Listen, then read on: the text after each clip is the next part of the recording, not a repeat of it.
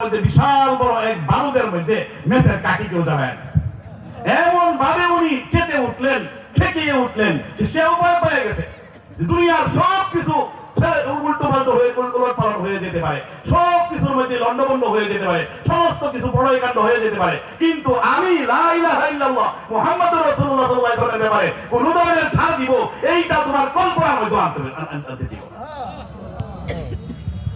তিনি যখন এইরকম শক্তভাবে এই দৃঢ় অবস্থার কথা প্রকাশ করলেন, তখন সে বলল, তাইলে তুমি কান লাগার লাগিয়া তোমার যখন অতই তোমার সাহস বুকের ভাড়া যত অতই বলো, তোমার যখন এই উত্তর কড়াইয়ের মধ্যে এই নিক্ষেপ করার জন্য নিয়ে যাচ্ছিল আমার দল লাভেরা, তোমার চোখে পানি বের হলো কেন, তুমি অসুবাদ করলে কেন, তুমি চোখ দিয়ে পানি বের হলো কেন?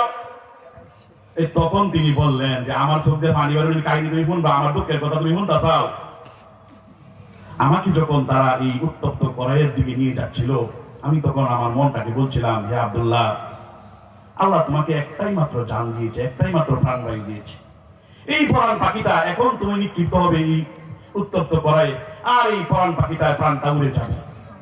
আল্লাহ পাক যদি, হে আব্দুল্লাহ, তোমার গায়ে যতগুলি পশম আছে, প্রত্যেকটা পশমের সংখ্যা পরিমাণ যদি আল্লাহ পাক তোমাকে জান দিত, আর প্রত্যেকটা জান যদি তুমি আল্লাহর রাস্তায় লা ইলাহা ইল্লাল্লাহ মুহাম্মাদুর রাসূলুল্লাহর পতাকা বুলন্দ করার জন্য যদি তুমি এরকম উত্তপ্ত কড়াইয়ের মধ্যে ঢালতে পারতে, তাইলে না তবে না তোমার জীবনটা সার্থক হতো।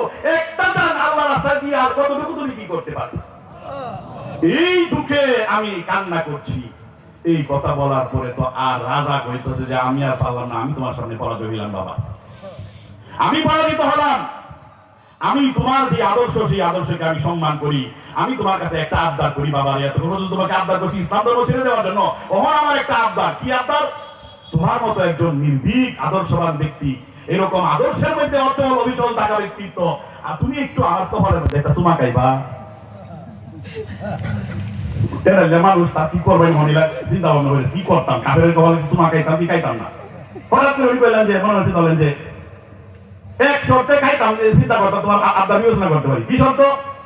যদি আমি চুমা খাই তাহলে আমারও ছেড়ে দেবো লাগবো, আর আমার সাথীরাও ছেড়ে দেবো, শুধু আমারও একটা ছেড়ে দিবা, তাইলে আমার চুমা খাওয়ার ব্যাপারে তোমার আবদার আমি বিবেচনা করতাম না। তখন উনি বলেন, যা তোর সাথীরাও আমি ছেড়ে দেন, যাও আমার দেখে চুমা খাই দেবো।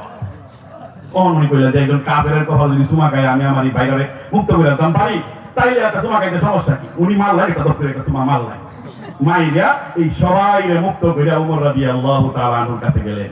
এলা একটু মনে মনে বিব্রত বোধ করতেন যে কামটা কি করলাম, ঠিক করলাম কিনা, চুমা রাদিয়াল্লাহু মুক্ত করে আনলাম, এরকম এটা কামটা কি ঠিক হয়েছে কিনা, এই জন্য একটু বিব্রত বোধ করতেছেন। ওমর রাদিয়াল্লাহু তাআলা যায় এত মুসু করিয়া কথাটা বললেন, আর গোটায় আত্মস্থায় কইলেন যে হুজুর এই কামটা একটা করছি, কি করতাম, এলা একটা চুমা দিলে যদি মুক্ত হয়ে যায়, এবার কতগুলি মানুষ মুক্তি পায় গেল।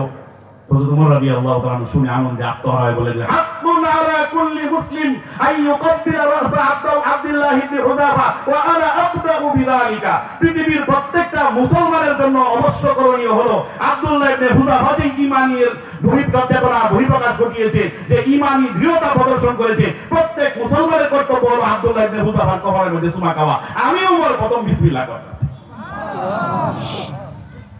এই রকম আদর্শবাদী এক একজন মুসলিম ইসলাম তৈরি করে।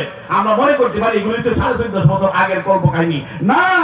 একই রকম আব্দুল্লাহ ইবনে হুযাফা এখন উম্মার ঘরে ঘরে আল্লাহ তৈরি করতেছেন। আমরা কিছুদিন আগে ইয়াহইয়া সানোয়ার রাহিমাহুল্লাহু তাআলা শহীদ শাহাদাতের দৃশ্য আমরা দেখলাম। 13 দিন পর্যন্ত না খেয়ে থেকে ইসরায়েলের বিরুদ্ধে, ইসরায়েল এতদিন পর্যন্ত মোস্ট ওয়ান্টেড আসামি হিসাবে ওনাকে তন্ন তন্ন করে